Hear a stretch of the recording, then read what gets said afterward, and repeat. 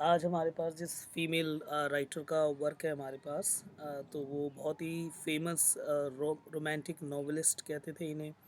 पहले तो इनके वर्क को ज़्यादा सीरियस लिया नहीं गया था, इन्हें कहा जाता था मूडी एंड द रेसोनेंट राइटिंग है इनकी। तो यानी एक तो मूड के इन्फ्लुएंस में आके लिखती है और ऐसे ही कोई अलग अलग और पैरानॉर्मल एक्टिविटीज़ के ऊपर लिखती है। तो ऐसा माना जाता था, पर धीरे धीरे करके टाइम के साथ साथ इनके वर्क को लोगों ने समझा और क्रिटिक्स ने समझा, फिर ये फेमस हो गई। इन्हें लेडी ब्राउनिंग के नाम से भी जानते हैं। मैक्सिमम राइटिंग इनकी 1970s एंड 80s की राइटिंग है। ये इंग्लिश नॉवलिस्ट है, बायोग्राफर है और प्ले राइटर है। तो फीमेल राइटर डैफ्ने डी मोरा। और आपके सिलेबस में जो वर्क है वो वर्क है रेबेका। इनको नेशनल बुक अवार्ड मिला है। और फाइनली जैसे इनके कुछ वर्क हैं जैसे स्केप गॉड, दी बर्ड्स है ना, जमाइका इन, माई कज़न रैकल, ठीक है, ऐसे ऐसे वर्क है। और जैसे कि डोंट लुक नाउ, तो इन वर्क के लिए ये बहुत फेमस हुई। पहले स्टार्टिंग में तो क्रिटिक ने कहा था कि नहीं, एक पैरानॉर्मल और मूड सेटअप वाली राइटिंग है। तो अब देखते हैं कि आपके पास जो सिलेबस में है वो वर्क कैसा है, और आप नीचे कमेंट करना कि किस तरह का आपको ये वर्क लगा फाइनली। ठीक है, अब पहुँचते हैं हम फाइनली समरी के पर।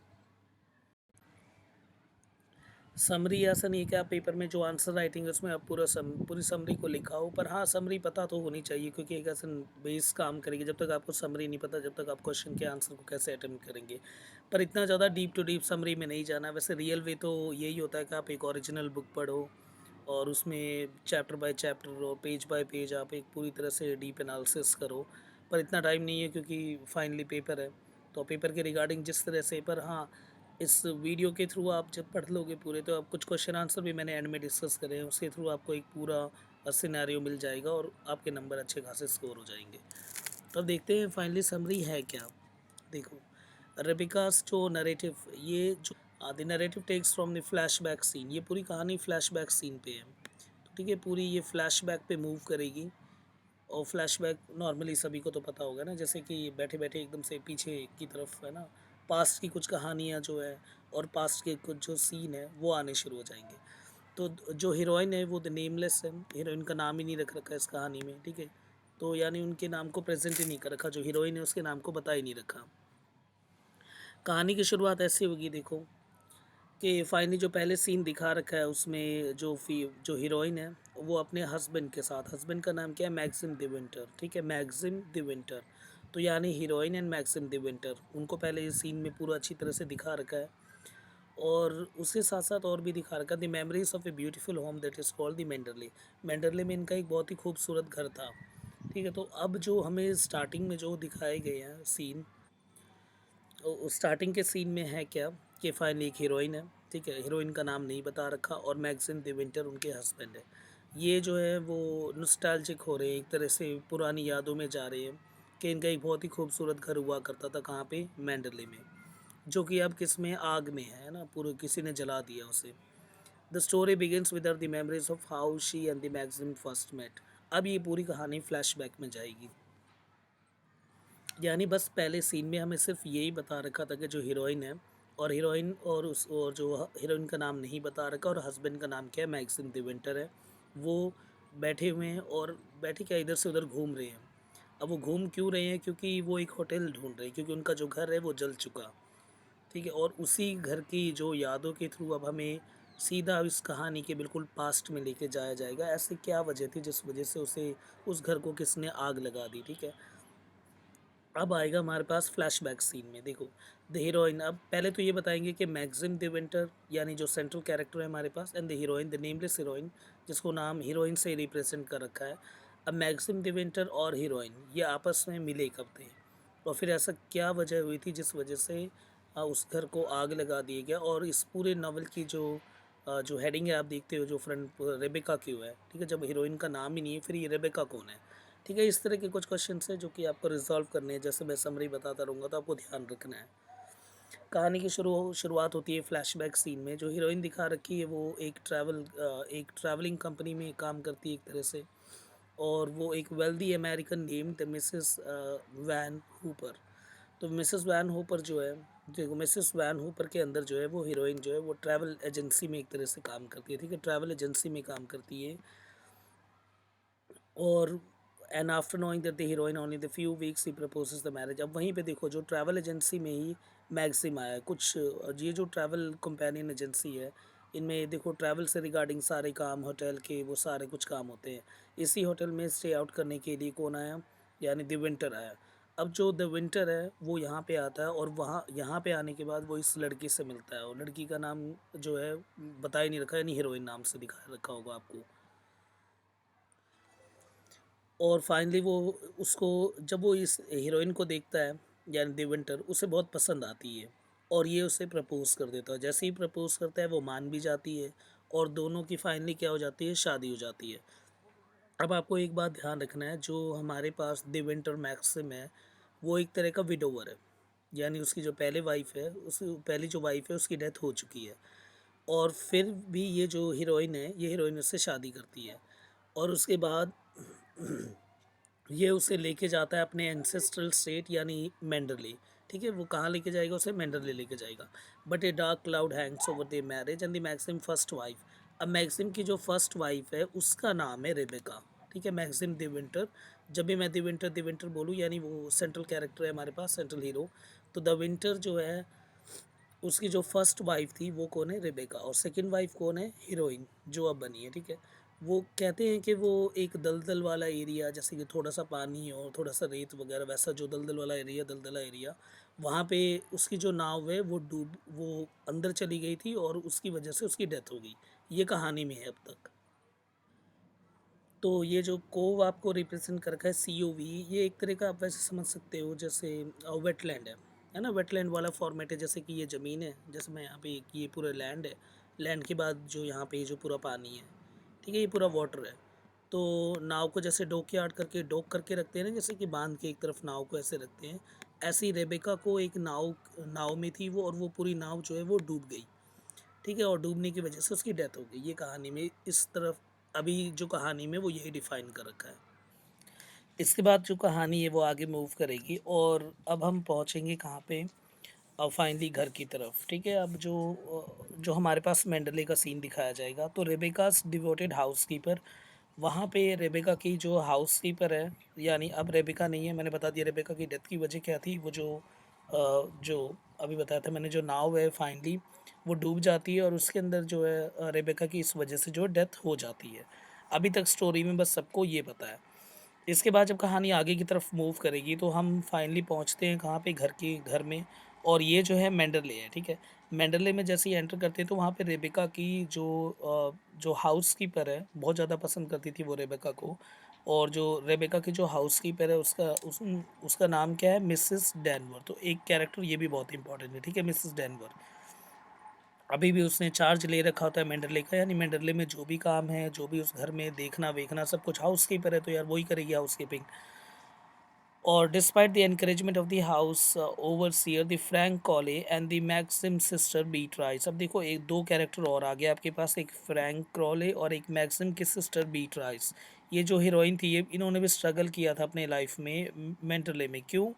क्योंकि she feels that she can never compare favourable to the Rebecca. Rebecca इतनी खूबसूरत थी कि खुद जो फ्रैंक क्रॉले और जो मैक्सिम द विंटर, उसकी जो बहन थी वो भी उसके आगे खूबसूरती में बहुत बहुत पीछे थी। तो यानी रेबेका को हद से ज़्यादा खूबसूरत दिखाया गया है इसमें।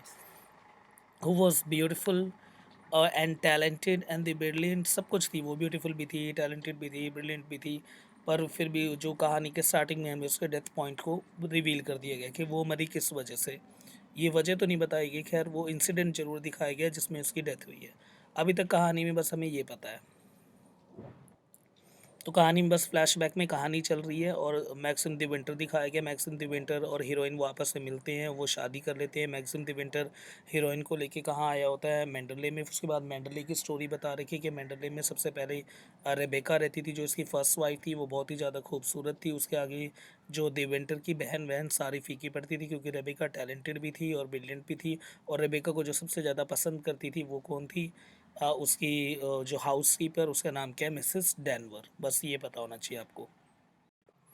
अभी कहानी फाइनली आगे की तरफ मूव होगी तो एक जो हीरोइन है, मैं हीरोइन को मिसेस द विंटर नाम से भी आ सकती है वो।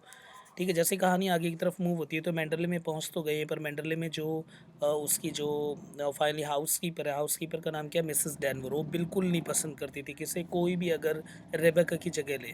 तो अब रेबेका की डेथ हो रखी है और अब जो वाइफ़ आ रखी है उसका नाम क्या है, यानी जो मिसेस de विंटर, ठीक है, जिसे हीरोइन नाम से रिप्रेज़ेंट किया गया और जो नेमलेस है इसमें पूरे में,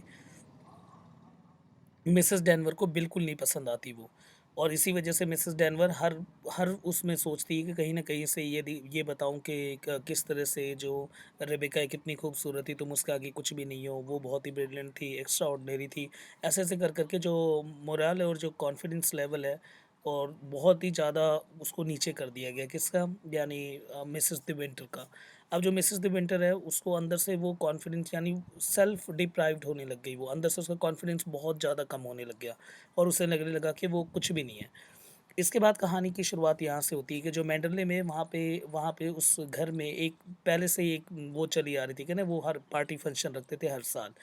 तो इस साल भी उन्होंने पार्टी और फंक्शन रखा। यही एक ऐसा मौका था जिसमें कि जो मिसेस de विंटर है उसे लगा कि यही एक ऐसा मौका है कि मैं मैक्सिम के आगे, यानी अपने हस्बैंड के आगे थोड़े बहुत नाम कमा लूँ और मैं कहीं न कहीं रेबेका का जो पहले से लोगों के दिमाग के अंदर जा रखी कि वो बहुत खूबसूरत थी, उसको कहीं न कहीं मैं कवर कर सकूँ, उससे आगे आ सकूँ।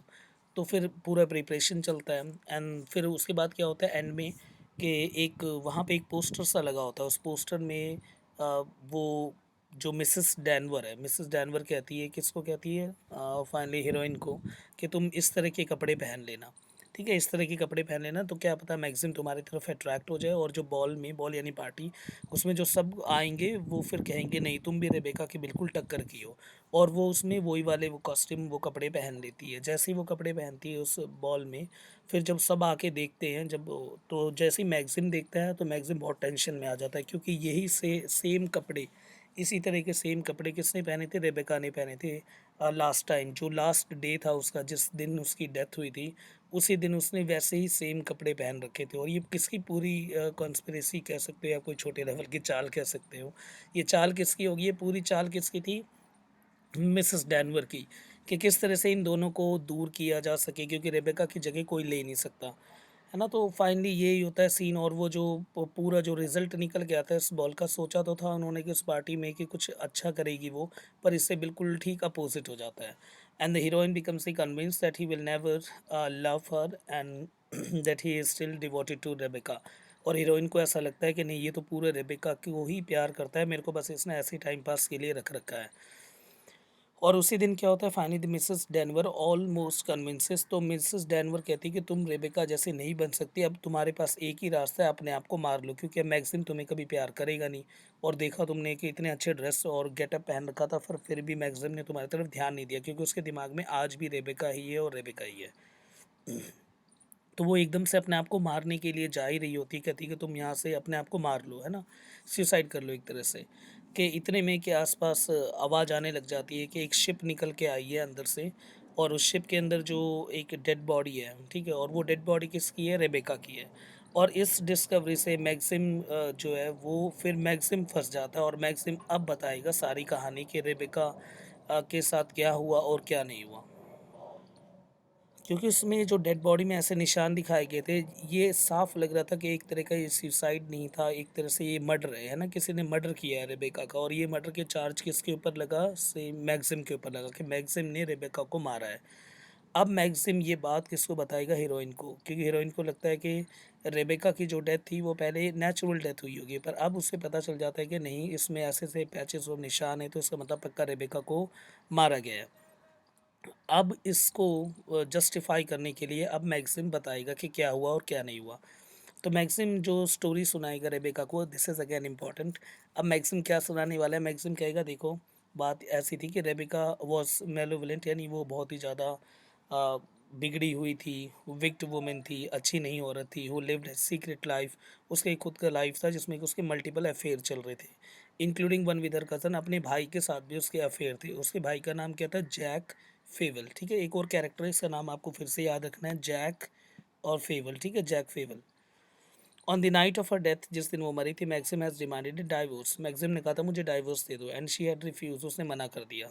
किसने? रेबेका ने मना कर दिया। अब यहाँ से आपको ध्यान रखना है, रेबेका की स्टोरी चल रही है, जो कौन सुना रहा है? Maxim de Winter. किसको सुना रहा है? हीरोइन को। और उसने बोला कि जिस दिन मैंने उससे डाइवोर्स मांगा, क्योंकि उसके काफ़ी सारे अफेयर चल रहे थे, मैंने उससे फाइनली डाइवोर्स मांगा एंड शी हैड रिफ्यूज, उसने मना कर दिया and told him that she was a pregnant, और उसने बोला मैं प्रेग्नेंट हूँ। अब प्रेग्नेंट कैसे हुई और इसकी वजह क्या थी कि फेवल, यानी जो बच्चा है वो उसके पेट के अंदर वो किसका है? फेवल का, और फेवल उसका भाई है। एंड इस तो इतना ज़्यादा गुस्सा हो गया था कि इसने गन निकाला और उससे शूट कर दिया and sail out to the harbour. उसके बाद वो जो साइड में मैंने बोला था एक कोने में बांध दिया, है ना, जो पानी जहाँ इकट्ठा होता है जहाँ से, है ना, वो तो पता होगा, डॉक तरह का एक डॉकयार्ड, वहाँ पे बांध दिया। और उसके बाद in the Rebecca's boat and sank it, और उसके बाद उसके बोट को, वो बोट वहीं पे डूब गया, क्योंकि उस बोट के नीचे कुछ छोटे मोटे छेद वेद ऐसे कुछ कर रखा था कि उस बोट को वहाँ पे वो बोट को उसने डुबा दिया ताकि उसकी डेड बॉडी किसी को मिले ही ना। And the body stored safely inside, और इस तरह से वो बॉडी जो है वो पूरी अंदर घुस गई और ये पूरे केस से बाहर निकल आया। तो इस तरह का उसने कोई प्लान किया। तो यहाँ पे आपको स्टोरी का ध्यान रखना है, जो स्टोरी इसने सुनाई है, मैक्सिम द विंटर ने कहानी जो सुनाई है, किसके रिगार्डिंग? रेबेका के रिगार्डिंग। क्योंकि आपको एक और कहानी इसके पैरेलल मिलने वाली है और ये कहानी फिर उसके बाद झूठी लगेगी। तो इसीलिए यही बस इसका एक सस्पेंस एंड थ्रिल कंसेप्ट है जिसकी वजह से ये स्टोरी इतना ज़्यादा फेमस हुई। तो बस एक कहानी ये है जो दिवेंटर ने सुनाई कि वो बहुत ज़्यादा बिगड़ी हुई थी, उसके काफ़ी सारे अफेयर थे और उसके जो उसके पेट के अंदर जो बच्चा था वो उसी के भाई का था। इस वजह से मुझे गुस्सा आया, मैंने उससे गोली चला दी और नाव में उसे बिठा के अंदर डुबो दिया। ये इन शॉर्ट वे। तो अब फाइनली क्या होता है कि ये जो बात पता चलती है, दिस रिवलेशन रीस्टोर, अब हीरोइन की जो मैरिज है उसे लगता है कि रीस्टोर हो गया, यानी जो ये रेबेका से नफ़रत करता था, यानी जो बात मुझे बताई गई है कि रेबेका से आज भी ये मुझे प्यार इसलिए नहीं कर पाता क्योंकि आज भी ये रेबेका को पसंद करता है, वो बात यहाँ से काट दी गई है ना। उसे पता चल गया कि ये सारी बात जो है वो झूठी है, और जो मिसेस जो डैनवर है वो मुझे भड़का रही है कि ये आज भी रेबेका को चाहता है, जबकि ये रेबेका को नहीं चाहता होगा, क्योंकि रेबेका खुद ही बहुत ज़्यादा विक्ट वुमन थी, उसके काफ़ी ज़्यादा अफेयर्स चल रहे थे, मल्टीपल अफेयर। तो ऐसे को ये चाहता कैसे होगा? इसका मतलब ये मुझे पसंद करता है। पर इतने में जैसे ही वो शिप बाहर निकल के आई, सॉरी वो बोट बाहर निकल के आई, तो अब यहाँ से क्या होगा? जस्टिस का रोल शुरू हो जाएगा ना ना, वो कि भाई डेथ की वजह क्या थी क्या नहीं थी। वो it is found that the holes have been drilled in the bottom of the Rebecca's boat, सबको ही पता, सब ये पता बात आई सबके सामने कि होल्स किए गए थे बोट के अंदर, जिसका मतलब ये है कि फाइनली सुसाइड है। तो कॉरोनर ने क्या फाइनली बोला? कॉरोनर ने डिक्लेयर किया it's a part of the suicide. कॉरोनर कौन होते हैं? अब ये कॉरोनर वो जिनको केस हैंडल करने के लिए दिया जाता है, जिसका जॉब ये होता है कि the cause of death of a person, जिसकी डेथ हुई है उसके कॉज को आपको लेके आना है, जो कि बहुत ही बुरी तरह से जिसकी डेथ हुई है, तो उसके कॉज को बताना है आपको, है ना, मौत की वजह क्या थी। तो कॉर्नर ने फाइनली डिक्लेयर डिक्लेयर कर दिया कि जो है ये सुसाइड का केस है, रेदर देन मर्डर। मर्डर नहीं है, सुसाइड है। बट सून द रेबिकास कज़न, पर रेबिका का जो भाई है वो आया, फेवल, ये वही है जिसका बच्चा उसके पेट में था जो कहानी में। उसने बोला कि रेबेका को मारा गया है, ठीक है, ये सुसाइड नहीं है। द लोकल मजिस्ट्रेट के पास केस गया, the colonel and the Julian, उसने इन्वेस्टिगेट किया and find that on that day of her death the Rebecca went up to London, जिस दिन उसकी डेथ हुई थी उस दिन रेबेका लंदन में थी, to see a doctor Baker, वो डॉक्टर बेकर से मिलने गई थी, ठीक है। अब यहाँ पे आपको कुछ कुछ बातें ध्यान रखना है। तो फाइनली आपको वही सारी बातें कि अब रेबेका को वो जो मिसेस दिविंटर है उसे पता चल गया। अब रेबेका मुझे जो रेबेका को लेके जो बात थी कि मैक्सिम उसे बहुत ज़्यादा प्यार करता था, अब ऐसा कुछ भी नहीं है, एक तो ये बात क्लियर होगी। उसके बाद अब जो बोट सामने आई तो कॉरोनर को लगाया गया द कॉज ऑफ डेथ पता करने के लिए। उसने ये सबमिट किया जो कॉज ऑफ डेथ है वो क्या है, सुसाइड है, क्योंकि बोट के नीचे छेद मिले हैं और मर्डर नहीं है, जबकि फेवल ने कहा ये मर्डर है। तो ये केस पहुंच गया कहाँ पे? मजिस्ट्रेट के पास। लोकल मजिस्ट्रेट ने कहा ठीक है, इसके ऊपर इन्वेस्टिगेशन करी जाए, है ना। और इन्वेस्टिगेशन करने के लिए, इन्वेस्टिगेट करने के लिए कोलोनल जूलियन को लगाया गया, और कोलोनल जूलियन ने ये बोला कि जिस दिन इसकी डेथ हुई थी उस दिन रेबेका लंदन में थी, और लंदन में किससे मिलने गई थी? डॉक्टर बेकर से। अब फेवल, मैक्सिम और जो हीरोइन है, ठीक है, मैक्सिम, फेवल और हीरोइन है कंपनिंग द जूलियन, वो जूलियन से मिलने के लिए लंदन गए। The heroine is the certain that the baker will reveal that the Rebecca was pregnant. अब हीरोइन को तो ये पता था, जैसे कहानी बताई गई थी उसे, कि वो प्रेग्नेंट थी, तो उसे लग रहा था हाँ डॉक्टर बेकर से मिलने गए, डॉक्टर बेकर पक्का बताएगा कि रेबेका जो थी वो प्रेग्नेंट थी। Thus revealing the Maxim vengeful motive, फिर इससे ये पता चल जाएगा कि मैक्सिम इसके गुनहगार है, इस वजह से मैक्सिम ने इसका मर्डर किया होगा। तो यानी हीरोइन को, यानी मिसेस दिवेंटर को अब डर लग रहा है यहाँ पे कि कहीं उसका जो हस्बैंड है यानी मिस्टर दिवेंटर वो फंस ना जाए, क्योंकि जिस तरह से अब कॉरोनर ने डिक्लेयर किया है कि कॉरोनर ने डिक्लेयर करा था कॉज ऑफ डेथ क्या है, वो सुसाइड है, इस वजह से वो बच जाता। पर अब जो है वो केस निकल के आ गया, क्योंकि डॉक्टर बेकर से, क्योंकि जो जूलियन है जो इन्वेस्टिगेटर है उसने बोला कि डॉक्टर बेकर के पास गई थी तो डॉक्टर बेकर के पास जाओ।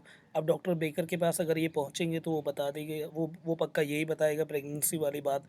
फिर इससे जो कॉरोनर की जो रिपोर्ट पहले आई थी वो वाली रिपोर्ट जो है अब उसे नलीफाइड कर दिया जाएगा कि अब उसमें वो वजह नहीं है, असली वजह ये है। ठीक है, तो अब फाइनली वहाँ जब पहुँचते हैं, पर वहाँ पे सीन कुछ और देखने को मिला, but instead it returns that out the Rebecca was dying of cancer. उसने बोला कि रेबेका जो है वो कैंसर की वजह से मर रही थी वो। एंड फर्दर मोर उसने एक ये भी बताया शी वॉज इनफर्टाइल, वो इनफर्टाइल थी यानी वो बच्चे को जन्म दे ही नहीं सकती थी। And she had lied to Maxim, यानी उसने झूठ बोला था मैक्सिम को कि वो प्रेग्नेंट है। तो यहाँ पे आपको दूसरा सिनेरियो देखने को मिलता है, बिल्कुल अलग है ना, parallel.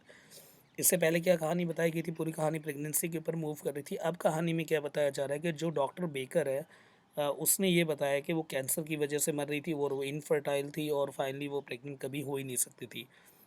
Her terminal illness now supplies a motive for the Rebecca supposed suicide. अब ये पूरा केस फिर दोबारा सुसाइड की तरफ मूव हो गया। And the Maxim is saved, अब मैक्सिम बच गया। He and the heroine drive all the night back to the Manderley and stopping only once when the Maxim calls home. अब ये घूम रहे थे, फाइनली कह रहे कि चलो लंदन में ना, अब लंदन से वापस घर की तरफ जा रहे थे, पर जैसे ही घर की तरफ मूव कर रहे होते हैं तो इन्हें वहाँ पता चलता है कि पूरे घर को जला दी, और जलाने वाली कौन होगी, मिसेस डैनवर। और यहीं पे ये पूरी कहानी जो है ख़त्म हो जाती है, जलता हुआ घर। ठीक है, तो ये पूरी कहानी है। इस कहानी के एनालिसिस क्या है, इसकी डीप एनाटॉमी क्या है, इसकी कुछ क्वेश्चंस जो रिगार्डिंग है वो हम आगे वाली स्लाइड में देख लेते हैं।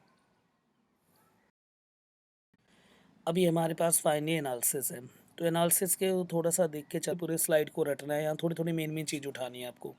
देखो, एक तो क्रिटिकल पर्सपेक्टिव ऑफ एनालिसिस, यानी क्रिटिक क्या कहते हैं, किस तरह से राइटिंग लिखी गई। ठीक है, और मैंने आपको फर्स्ट स्लाइड में ये बता दिया था कि फाइनली इनको जो हमारे पास जो राइटर है दिमोरिक, ठीक है, तो उनको लेके रिगार्डिंग क्या क्या बात रखी गई थी और किस तरह से सबने बोला था कि पैरानॉर्मल एक्टिविटी के फॉर्म में लिखी जाती थी राइटिंग। क्योंकि जो कहानी ये वाली भी जो लिखी गई है इसमें बार बार ये डराया जाता था किसको, मिसेस द विंटर को, इस बात से कि रेबेका का जो है वो जो घोस्ट है वो हॉन्ट कर रहा है इस पूरे घर को। पर बाद में जब वो बोट निकल के आते हैं, फिर जो केस जाता है, फिर उसके बाद केस फाइल के उस एंड में जो रिजॉल्व होता है, उस तरह को देख के लगता है कि हाँ, कहीं ना कहीं पैरानॉर्मल एक्टिविटी यानी थोड़ा सा गॉथिक टेस्ट को ऐड किया गया है। ठीक है, Gothic means romance and horror दोनों को मिक्स करके कहीं ना कहीं ऐड किया गया है कहानी में। कहानी एक तरह से हैप्पी एंडिंग है, बिल्कुल सही, हीरो एंड द हीरोइन आखिरी में मिल जाते हैं। ठीक है, उसके बाद अगर हम rising and the falling action की बात करते हैं तो वो ये आपको और अच्छे से समझना है। राइजिंग एक्शन, राइजिंग एक्शन का मतलब है किसी कंफान है, यानी ज़्यादा से ज़्यादा जो केसेस है उसके अंदर नॉट फॉर्म होते रहेंगे, नॉट KNOT, यानी उलझता जाएगा केस। जैसे कि इसमें आपने देखा कि दो नॉट था, एक तो दो पैरेलल स्टोरी थी, एक स्टोरी वन एक स्टोरी टू। एक तो द विंटर ने जो हीरोइन को सुनाया, और एक बार जब केस को पूरा अंडरस्टैंड किया, और उसके बाद जो कॉलोनल जूलियन है उन्होंने केस को हैंडल करने के लिए लोकल मैजिस्ट्रेट ने जो केस हैंडल करने के लिए दिया था, फिर वहाँ से जो कहानी आई वो अलग थी। तो जो कंसेप्ट बहुत मुश्किल होता जाता है इसे कहते हैं राइजिंग एक्शन। राइजिंग एक्शन का मतलब होता है जब बहुत ज़्यादा केस उलझने लग जाते हैं, फिर जब केस रिजॉल्व होने लग जाता है, जैसे ये वाला केस यहाँ पे उलझा, इसको रिजॉल्व कर दिया, this is called the falling action. Rising action और फॉलिंग एक्शन अगर ये पूरी प्रॉपरली तरह से मेंटेन किया जाए और एंड में पोएटिक जस्टिस हो जाए, यानी सब कुछ इंसाफ मिल जाए और सब कुछ प्रॉपरली तरह से सॉल्व हो जाए, रिजॉल्व हो जाए, तो that is called the happy ending. उसी को हम क्या कहते हैं, हैप्पी एंडिंग। तो अब देखो क्रिटिक क्या क्या कहते हैं। देखो, रेबिका इससे बिटर स्वीट नॉवल, हाँ ठीक है, मिक्स है एक तरह का उनका ना। It contains a powerful characterization, characterization powerful है, and the strong foreshadowing but too much imagery, imagery बहुत ज़्यादा यूज़ किए गए हैं, क्योंकि जब इस राइटिंग को लिखी गई तो आसपास का सीन और उन पे ज़्यादा ध्यान दिया गया। एक पिक्टोग्राफिक सीन को रिप्रेजेंट करने का बहुत दिखाया गया। जब आप डीप में रियल वर्क को पढ़ोगे तो आप देखोगे कि किस तरह से हर एक चीज़ को डिफ़ाइन कर रखा है बोर्ड के, और उसके बाद उस हाउस को ही डिफाइन करा गया 12 से 15 पेज में। तो रिबिका में ऑसम कैरेक्टराइजेशन है। Beginning of the story the reader में लॉस्ट बिकम द बोर्ड, शुरू में बोर हो सकता है क्योंकि प्लॉट इतनी अच्छी तरह से क्लियर नहीं होता। प्लॉट क्या है, it mean the reason behind the story. तो story plus reason that makes a plot है ना, पीछे कंसेप्ट क्या है, और वो कंसेप्ट जब स्टोरी के साथ अटैच होता है that is called the plot. ये वही प्लॉट है जिसे एरिस्टोटल ने पोएटिक में कहा था this is the soul of any writing. कई जगह तो ऐसा लगता है the end of the story it seems the reader personally knows the character. Characterization बहुत स्ट्रांग रखे गए हैं ना, कैरेक्टर को बहुत स्ट्रांग रखा गया है। किस तरह के कैरेक्टर, राउंड कैरेक्टर है या फ्लैट कैरेक्टर, ये आपको समझना है। राउंड कैरेक्टर वो कैरेक्टर जिनका रोल जो है वो बदलता रहता है कहानी में, और जबकि फ्लैट कैरेक्टर जो होते हैं वो सेम जैसा उनका स्टार्टिंग में रोल है एंड में भी वैसे ही होता है। तो मैक्सिमम फ्लैट कैरेक्टर की तरफ ये मूव है पूरी कहानी। The reader can understand the narrator's plane concerning of the Maxim and the Rebecca and how that she feels always being compared to the Rebecca। एक तरह का फीमेल का वो दिखा रखा है कि किस तरह से बार बार मैक्सिम कंपैरिजन किया गया है, किसका, जो हीरोइन है उसका कंपैरिजन किसके साथ कर रखा है, रेबेका के साथ। One can also comprehend the Maxim action and the ways that he explained his past life with the Rebecca, which helps us to plot more engaging and draw the readers in the worlds of the Mendeley। Mendel को बहुत अच्छी तरह से समझाने के लिए हमें सिर्फ किस कैरेक्टर के थ्रू हमें पता चलता है, मैक्सिम के थ्रू, क्योंकि मैक्सिम ही जो है मैक्सिम दे विंटर वही कहानी बताता है किसको, हीरोइन को, कि क्या क्या सीन हुआ था और क्या क्या नहीं हुआ था। वो पूरी जो कहानी वो रखता है, वहीं से रीडर को पता चलता है कि इस तरह का कोई इस तरह का पूरा कोई सीन था। The Mauryer thought it was irrelevant to the plot and didn't develop the narrator's past। तो नरेटिव स्टाइल्स अच्छे हैं, इसमें कहानी को जिस अंदाज से रखा गया है वो अच्छा है, बट ऑल दो द रीज़न और जो प्लॉट है वो उतना अच्छा नहीं है, उतना ज़्यादा सस्पेंस एंड थ्रिल नहीं है इस कहानी में। सेकेंडली हमारे पास जो है एज अ स्टोरी को that is strong foreshadowing on the page number 4, Mrs. de Maurier wants for the Mendeley that was hers no longer and the Mendeley was no more। This is the strongest and the most obvious foreshadowing in the story। The readers automatically know that something tragic happened to the Mendeley।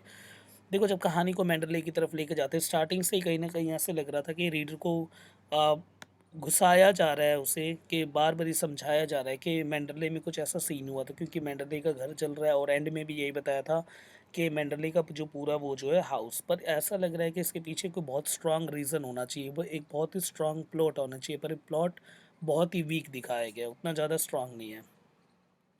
Rebecca के dress जो fancy dress में पहना गया था, Mrs de Winter is the bishop's wife and she comments at how the beautiful Rebecca was in her lovely white dress and when the narrator and the Maxim are walking and the Jasper goes out the cave the Maxim become the upset and। देखो जो भी कहानी को रखा गया है इसे इस तरह से लिखी गई है कि एक तरह के प्ले फॉर्म में इसे प्रेजेंट किया जाए, ठीक है, ऑन स्टेज राइटिंग है ये, मोर देन राइटिंग जो हम पेजेस पे लिखते हैं it's more than for the stage. तो स्टेज राइटिंग है जैसे कि पेजेस पे उतारा गया है, तो एक तरह से प्रेजेंटेशन अगर इसका रखा जाए, प्रेजेंट किया जाए इसे प्रॉपर डायलॉग के साथ, तो ये बहुत ही एक आउटस्टैंडिंग राइटिंग है, क्योंकि उसमें पिक्टोग्राफिक सीन और बाकी सारे जो डायलॉग हैं वो बहुत अच्छे रखे गए हैं। तो ये पेजेस वाला राइटिंग नहीं था, ये स्टेजेस वाला राइटिंग था। जैसे वो शेक्सपियर वाली बात है कि शेक्सपियर के जो वर्क हैं उसे लिखन कंपाइल नहीं करना था, उन्हें परफॉर्म करने के लिए था, पर बाद में उस पर जो परफॉर्म किया गया था जो ड्रामा को उसे रिटन फॉर्म में लेके आ गए। तो रिटन फॉर्म में जो पढ़ते हैं तो उतना ज़्यादा मज़ा नहीं आता, पर जब उसको परफॉर्मेंस को देखा जाता है ऑन स्टेज तो उसमें बात ही अलग है। इसीलिए कहते हैं सच type of the writing is not in line but with in a line. इस तरह की राइटिंग जो होती है वो आप लाइन के थ्रू नहीं पता कर सकते, बल्कि जब वो स्टेज पे परफॉर्म की जाए तब उनका रियल एसेंस देखने को मिलता है। तो वही सारी बातें इसमें लिखी हुई है। इसके बाद है देखो Mrs du Maurier the use the countless example of the imagery in the Rebecca. Rebecca में बहुत ज़्यादा इमेजरी यूज़ की गई है, जैसे कि the imagery is practical endless. The readers can completely visualise the scenery down to the leaves on the trees and the meaningless. In the first chapter she uses the 3 pages to describe the outside of the Manderley. देखो Manderley के outside को present करने के लिए 3 page use कर लिए गए। उसके बाद ये आपको आंसर राइटिंग में लिख के आना है, ठीक है। And the completely describe the Rebecca's bedroom को एक्सप्लेन किया गया, उसके बाद डिफिकल्ट टाइम रूम एक्सप्लेनेशन में टाइम निकाल दिया गया। And the information is important to the story line, the rest is the merely the nonsense. बाकी चीज़ें नॉनसेंस लिखी गई, कंफ्यूज किया गया है रीडर को, बोर भी किया गया है काफ़ी रीडर को। डिटेल्स आर कम्प्लीटली इरेलीवेंट है, किसी को स्ट्रीमलाइन नहीं किया गया, एक सीक्वेंस वे में नहीं रखा गया, बट कुछ तोड़ मोड़ के किसी तरह से राइटिंग बस लिख दी गई। This can also cause the reader to lose the interest. कई जगह आपको लगेगा कि कुछ भी इंटरेस्ट नहीं है, कहानी है क्या। मेरे को तो सच बताओ तो मेरे को तो कुछ पसंद ही नहीं आई है। In conclusion the Rebecca is a typical romantic suspense novel. बस ये लिख लेना आंसर में, ठीक है, ये आंसर राइटिंग में बहुत काम आएगी आपके। ये कंक्लूजन में आप ये ऐड कर सकते हो, the Rebecca is typical writing in the romantic suspense novel, it contains strength and the weakness, some of include the wonderful characterization के लिए परफेक्ट है, for shading and the excellence of the amount of imagery excellent है, ठीक है। तो imagery and characterization, pictographic scene, ये सब अच्छा है, बहुत कुछ है ना, पर रीज़न जो है, प्लॉट जो है वो सेटिस्फैक्टरी नहीं है। राइजिंग एक्शन इतना ऊपर गया है नहीं, सिर्फ एक ही कंसेप्ट था जिसको रिजॉल्व किया गया फॉलिंग एक्शन में। ना राइजिंग एक्शन का सर्च देखने को मिला, ना फॉलिंग एक्शन को मेंटेन उतनी अच्छी तरह से किया, ना कोई ऐसे कंसेप्ट जिसके थ्रू आप कह सको हाँ राइजिंग एंड फॉलिंग एक्शन को मेंटेन किया गया है। इसके बाद है देखो, the female version in the Daphne du Maurier. Rebecca is a novel which was created by Daphne du Maurier, ठीक है। That novels were retold by the Margaret Tanner in 1991. The main character of this novel is the narrator main है। This study uses a Freudian psychological psychoanalytic concept, ठीक है। Sigmund Freud है, psychoanalytic face इन्होंने कहीं लिखा, जैसे ID है ना, जिसे ईद कहते हैं, आईडी हो गया, सुपर ईगो हो गया, इस तरह के कंसेप्ट। तो और अब इस इन इनका मतलब क्या है, देखो कैसे दिखाया गया है कि एक आईडी और आइडेंटिटी को लैश के कंसेप्ट को दिखाया गया है। हर किसी की एक सोशल आइडेंटिटी होती है, समाज में उसकी क्या वैल्यू है। जैसे कि रेबेका को उठा कर देखो, अब रेबेका के सीन को सोशल आइडेंटिटी के कंसेप्ट पे रखा गया, क्योंकि रेबेका की सोशल आइडेंटिटी फॉर्म में उसको बहुत ही ब्रिलियंट दिखाया गया, एक्स्ट्रा ऑर्डिनरी दिखाया गया, ब्यूटीफुल दिखाया गया। ये सोशल आइडेंटिटी जो है वो क्लैश कर रही थी किसकी, बाकी जो कैरेक्टर्स आए, जैसे हीरोइन का कैरेक्टर था और भी जो एक दो माइनर कैरेक्टर थे, उनको कंपेयर किया जा रहा था किसके सोशल आइडेंटिटी के कंसेप्ट से, रेबेका के सोशल आइडेंटिटी के कंसेप्ट के। उसका जो समाज में आइडेंटिटी थी वो बहुत ही ऊपर लेवल की थी, और इसी से कहीं ना कहीं इन्फ्योरिटी कॉम्प्लेक्स डेवलप होता जा रहा था किसके अंदर, हीरोइन यानी मिसेस द विंटर के अंदर। तो जो सिगमंड फ्रूड का कंसेप्ट है ईगो और सुपर ईगो और ईद, ठीक है, जैसे आईडी कहते हैं, ID means that your identity है ना, ego level it mean that your expectation, super ego means जो हम मोर एक्सपेक्टेशन रखता है हमसे, है ना, समाज। ऐसे ऐसे कंसेप्ट को इसमें बहुत अच्छी तरह से रखा गया। वैसे तो इसका और भी डीप मीनिंग है साइको एनालिटिक फेजेस का, सिगमंड फ्रूड का, इसके ऊपर एक पूरी अलग किताब है। पर आपको इसमें ये लिखना है पेपर में कि हाँ सोशल आइडेंटिटी, सोशल आईडी जैसे कंसेप्ट को सिगमंड फ्रूड के साइको एनालिटिक कंसेप्ट को बहुत अच्छी तरह से इसमें डिज़ाइन रखा गया, जिसमें सेंट्रल कैरेक्टर, जैसे कि जो नवल का जो नाम है रेबेका, ठीक है, जो रेबेका जो नाम है वो ही एक सोशल आइडेंटिटी को प्रेजेंट करती है कि उसके समाज में क्या वैल्यू, जिसकी वजह से वो ओवरलैप करती जा रही थी बाकी कैरेक्टर्स को। तो ये इस तरह से आपको लिखना है, तो नंबर आपके अच्छे मिलेंगे। और उसके बाद इलेक्ट्रा कॉम्प्लेक्स दिखाया गया है, इडिपस कॉम्प्लेक्स का भी कंसेप्ट कहीं ना कहीं दिखता है। देखो इलेक्ट्रा कॉम्प्लेक्स क्या होता है, it mean the female and the female. जब फीमेल एंड फीमेल के बीच में जो शुरू हो जाता है दैट्स कॉम्पिटिशन टाइप का, that is called the Electra complex. और एडिपस कॉम्प्लेक्स क्या होता है, जब मेल एंड द फीमेल के बीच में होता है। इलेक्ट्रा कॉम्प्लेक्स जैसे टर्म को सिगमंड फ्रूड लेके आए थे, जिसमें बताया था जैसे कि जब बेटी होती है, बेटी हमेशा माँ से कम्पीट कर रही होती है कि फ़ादर के पास जैसे कि फ़ादर के क्लोज कौन रहेगा। जब बेटी को पता चल जाता है कि जैसे कि उसके फादर को उसकी मम्मी डांट रही है, तो वो अपनी मम्मी को बार बार ही कहती है कि नहीं ऐसा मत करना, नहीं तो दोबारा से अगर ऐसा कर दिया तो मैं बता दूंगी अच्छी तरह से। यानी ये जो फीमेल एंड फीमेल के बीच में जो कंपटीशन होता है, such competition is called Electra complex. Electra complex का सेम हमने इसमें काफ़ी देखने को मिलता है हमें इसमें, जैसे कि रेबेका है, रेबेका और हीरोइन दोनों ही सेंट्रल कैरेक्टर हैं, और दोनों ही two folds of same coin के। तो वो और उनके बीच में जो बहुत ही एक पैरेलल कंसेप्ट देखा गया और जो कंपटीशन देखा गया है, उसी को इलेक्ट्रा कॉम्प्लेक्स के वे से प्रेजेंट किया गया है।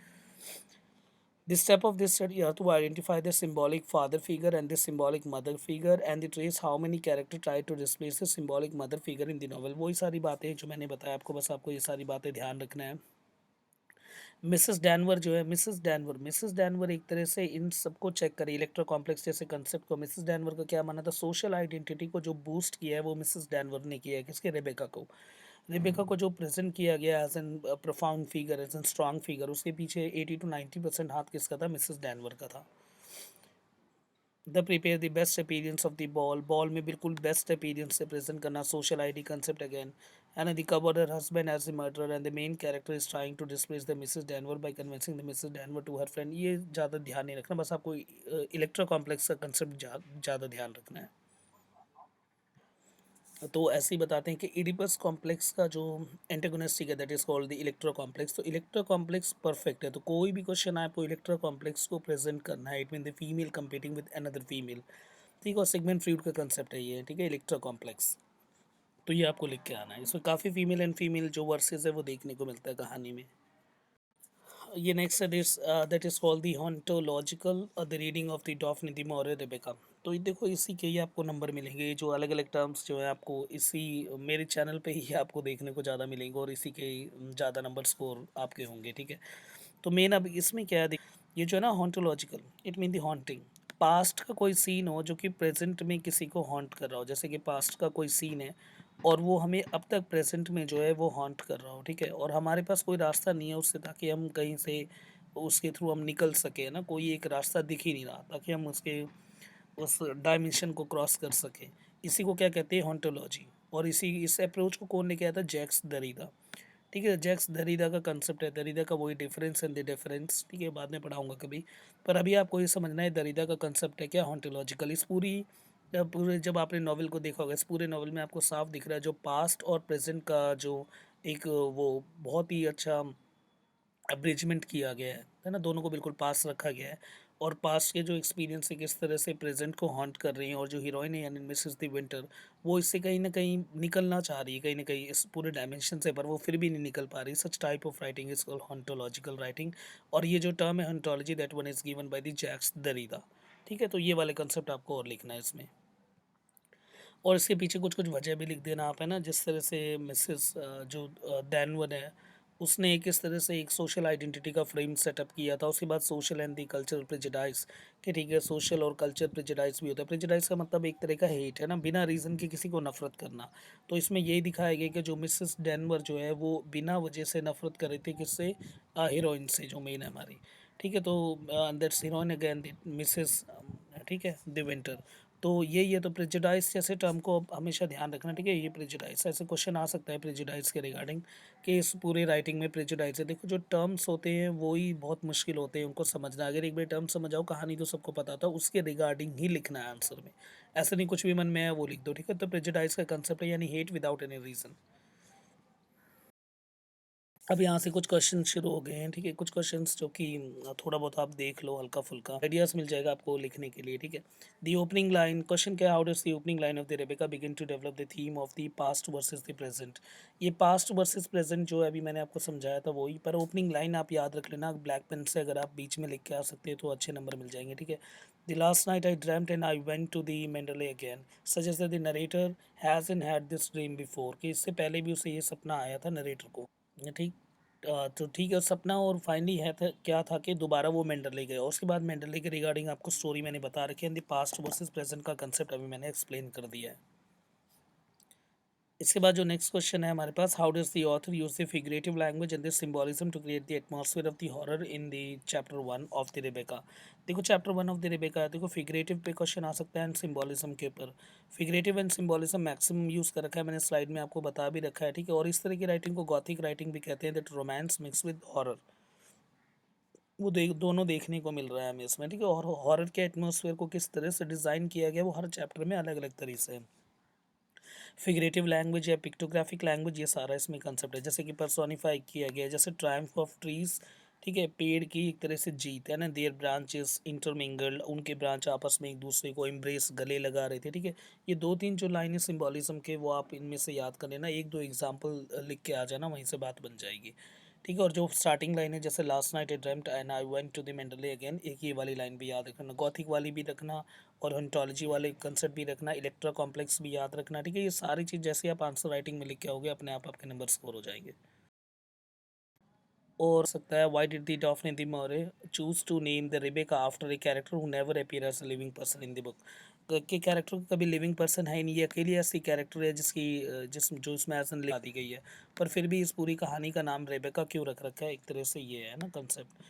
तो देखो एक तो स्टार्क कंपैरिजन है, सबसे पहले ये रेबेका नाम क्यों रखा है, देखो Rebecca as an social identity को प्रेजेंट करती है। उसके बाद जो इसमें जो सेकंड हीरोइन है यानी सेकंड जो वाइफ है, मिसेस द विंटर या फिर हीरोइन, वो भी कहीं ना कहीं इसमें सोशल आइडेंटिटी को ही फ्रेम आउट करने वाली है समाज में। बस वो अपना ये दिखा रही थी कि मैं भी द विंटर से प्यार करती हूँ उतना ही, और मेरे भी वैल्यू रेबेका के बराबर है या रेबेका से ऊपर है।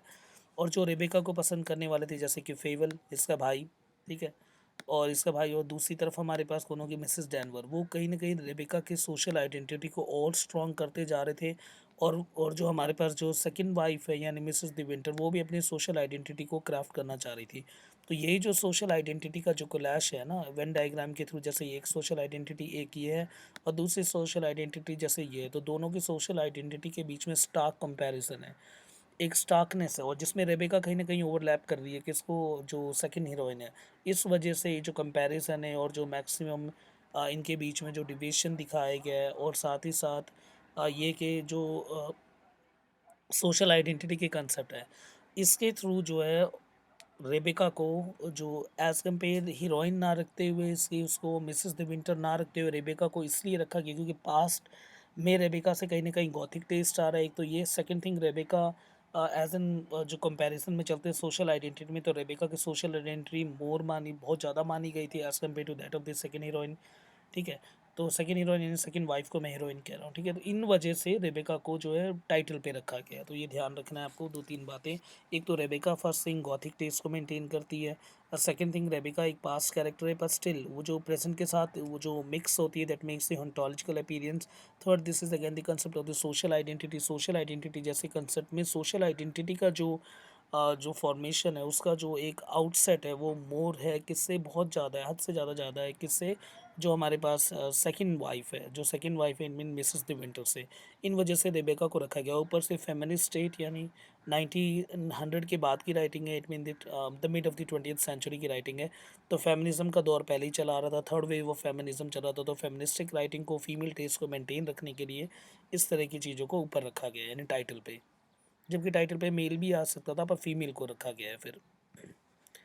इसके बाद देखो जो नेक्स्ट वाला क्वेश्चन है वो सेम है, मैंने बता दिया दैट गोथिक ट्रेडिशन क्या है, थीम ऑफ आइडेंटिटी क्या है, सोशल आइडेंटिटी का कंसेप्ट पक्का लिख के आना, थीम ऑफ आइडेंटिटी भी लिख के आना, इलेक्ट्रा कॉम्प्लेक्स भी लिख के आना है आपको, ठीक है, ये सारा कुछ, और गॉथिक वाला भी, ठीक है, गॉथिक एंड थीम ये किस तरह से है, ठीक है, ये सारा कुछ अगर आप मिक्स करके लिखोगे तो अच्छे 100% अच्छे नंबर आएंगे।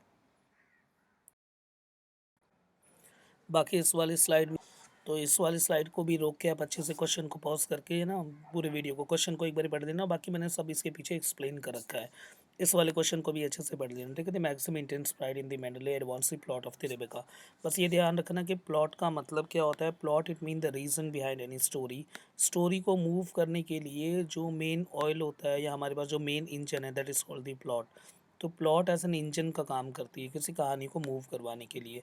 तो ये जो पूरी कहानी है, प्राइड और सोशल आइडेंटिटी और प्रेजुडाइस, इन 3 कांसेप्ट के ऊपर ही मूव कर रही है, दैट फ्रेम्स द प्लॉट। तो सोशल आइडेंटिटी का कांसेप्ट तो मैं बता चुका हूँ, प्रेजुडाइस यानी बेपरवाह किसी को बिन वजह से किसी से नफ़रत करना हो, तो प्रेजुडाइस के ऊपर जो कि आपने देखा होगा डेनवर की उससे कि किस तरह से वो नफ़रत करती है।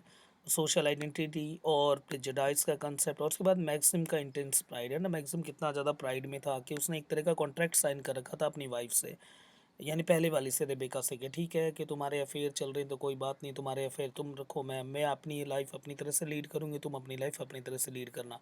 तो मैक्सिम ने यही कह रखा था, ठीक है मेरे को भी परवाह नहीं है, मैं अपनी लाइफ अपने हिसाब से जीऊँगा, तुम अपनी लाइफ अपने हिसाब से जीना। दिक्कत तो जब हो जाती है जब वो बताती है कि मेरे पेट के अंदर जो है फीवल का बच्चा है। वो जानबूझ के उसे ऐसे बोलती क्योंकि वो पहले से ही कैंसरस थी, यानी उसके अंदर कैंसरस सेल आ चुके थे। तो यानी कैंसर से वैसे भी डेथ होने वाली थी उसकी, और वो इनफर्टाइल थी, तो इन वजह से कहीं न कहीं जो राइटिंग है वो इंटेंस प्राइड का भी कंसेप्ट है एक।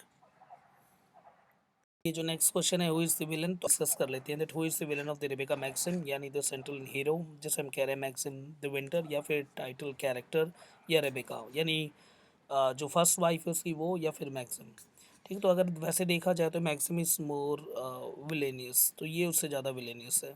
मैक्सिम ज़्यादा विलेनियस क्यों है कि देखो फर्स्ट थिंग क्या है कि एक डील साइन हुई थी मैक्सिम के बीच में और रेबेका के बीच में कि ठीक है रेबेका अपनी लाइफ खुद एंजॉय करेगी और मैक्सिम भी अपनी लाइफ खुद करेगा, पर फिर भी मैक्सिम ने रेबेका को शूट किया, first thing. Second thing, Maxim जो है जो इतना स्ट्रॉन्ग कैरेक्टर नहीं दिखाएगा जितना ज़्यादा स्ट्रॉन्ग कैरेक्टर जो है वो वुमेन यानी वुमेन को दिखाएगा, उस वुमेन यानी सिंपल रेबेका को दिखाया गया। Rebecca as an strong independent women दिखाई गई, और सोसाइटी में जैसे कि मैरिटल रोल प्ले करते हैं जो फीमेल, उस तरह से नहीं है। पर फिर भी Maxim he can't tolerate the behaviour and shoots her, Maxim ने फिर भी उसे मारा। उसके बाद सोशल आइडेंटिटी का जब कंसेप्ट आता है, सोशल आइडेंटिटी में अगर उसकी सोशल आइडेंटिटी का कंसेप्ट है रेबेका का, तो उस तरफ दूसरी तरफ मैक्सिम के क्या है, प्राइड का कंसेप्ट है। ये जो सोशल आइडेंटिटी का कंसेप्ट था रेबेका का, ये सोशल आइडेंटिटी का कंसेप्ट रेबेका ने खुद नहीं क्रिएट किया था, वो तो उसकी डेथ के बाद जो बाकी जो कैरेक्टर्स हैं नॉवेल के, वो उसको इतना ज़्यादा इल्यूमिनेट कर रहे थे।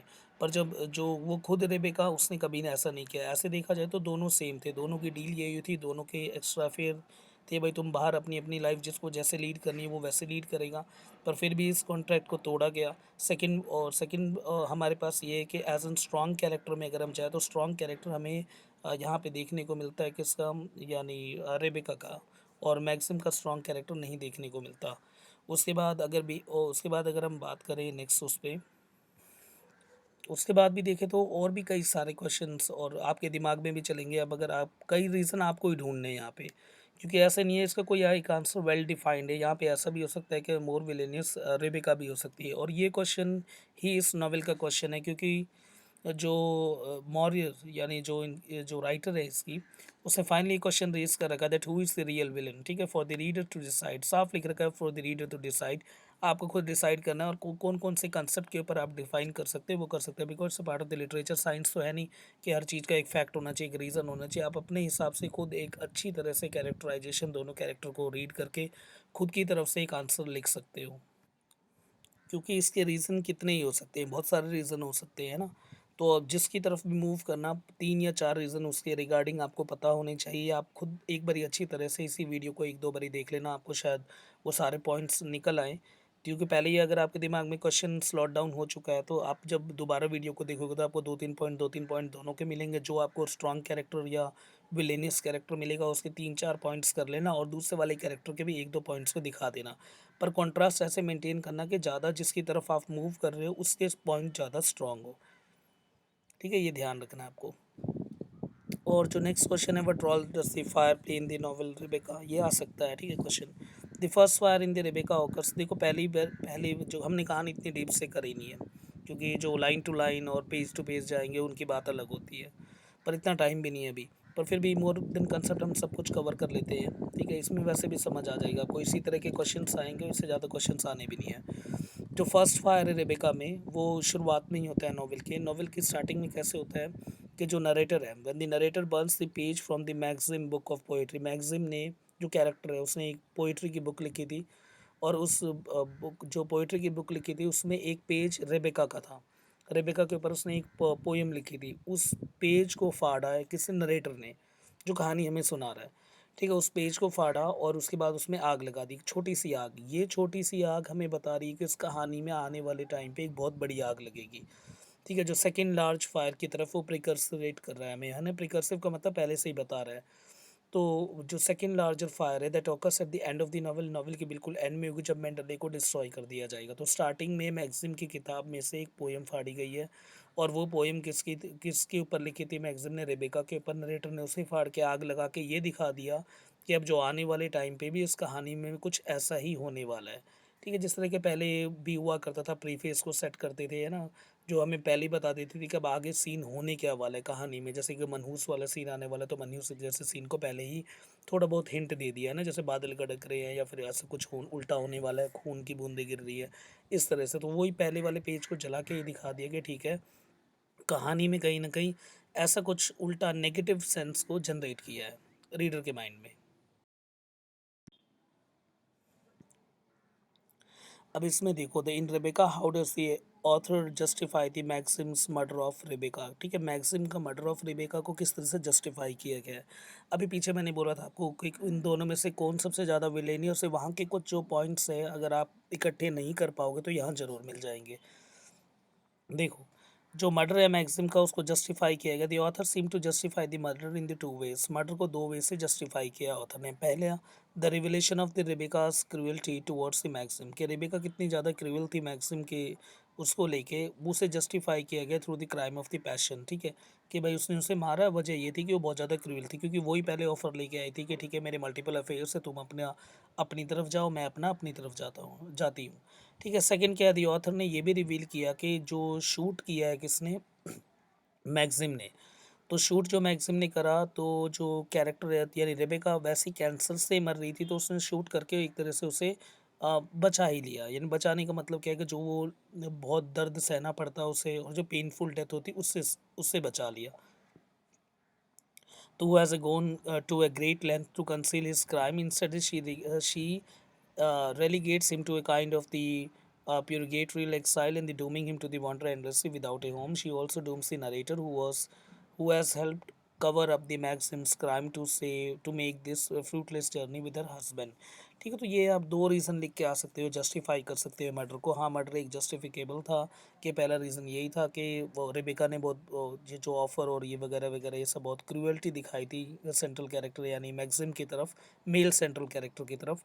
और दूसरा ये था कि हाँ, कैंसरस था उसकी बॉडी, ठीक है, उसके अंदर कैंसर सेल आ चुके थे, तो डेथ होने ही वाली थी। वो अलग बात है कि हमारे जो मेल सेंट्रल हीरो यानी मैक्सिम को नहीं पता थी ये बात, पर फिर भी एंड में जब कहानी के पहुंचते तो सबको लगता है, रीडर को भी लगता है कि ठीक है यार, फिर तो कोई दिक्कत नहीं है, वैसे भी मरने वाली थी तो मार ही दिया।